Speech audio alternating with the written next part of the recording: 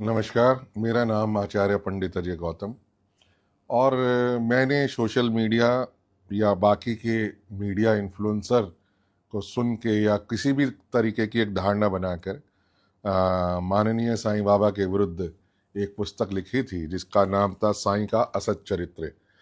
अब ये लेकिन जब मैं स्वयं शिरडी गया और जाने की भी डेट थी मेरी एक 28 फरवरी को और 29 अप्रैल 2025 को, जब मैं स्वयं साईं बाबा के मंदिर गया, मैंने उसका पूरा अवलोकन किया। वहाँ जो पूजा पद्धति है उसका अवलोकन किया, आरती का अवलोकन किया, भोग प्रसाद का अवलोकन किया, श्रृंगार का अवलोकन किया। तब जाकर मुझे यह एहसास हुआ कि जो भी चीज़ें सोशल मीडिया पर प्रचारित और प्रसारित होती हैं वह पूर्णतः सत्य नहीं होती और उसके आधार पर कोई भी धारणा बनाना जो है वो एक समझ लीजिए समाज के विरुद्ध एक कार्य हो जाता है। जब मैंने स्वयं जाकर वहाँ देखा कि वहाँ जो जिस तरीके से आरती करी जाती है, जिस तरीके से पूजा भोग श्रृंगार किया जाता है, वो हमारी सनातन परंपरा का ही एक हिस्सा है। और वहाँ ऐसा कुछ भी नहीं दिखा कि जिससे मुझे ये लगे कि यहाँ कुछ मुस्लिम परंपरा का आधिपत्य है या कुछ भी यहाँ मुस्लिम परंपराएं जो हैं वो उनके हिसाब से कोई भी रिचुअल होता है।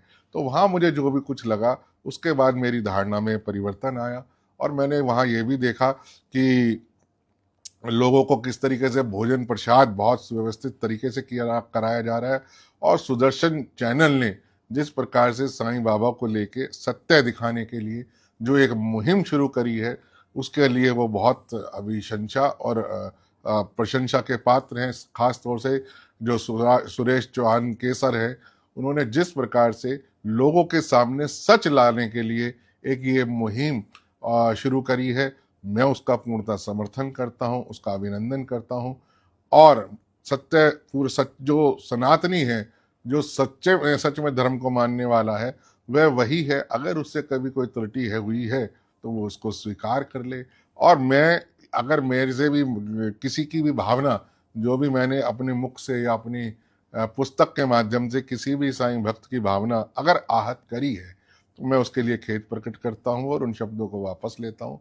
और मुझे ऐसा मानना लग चाहिए कि लोगों को सुदर्शन चैनल के माध्यम से, उनकी मुहिम के माध्यम से सच लोगों के सामने आए।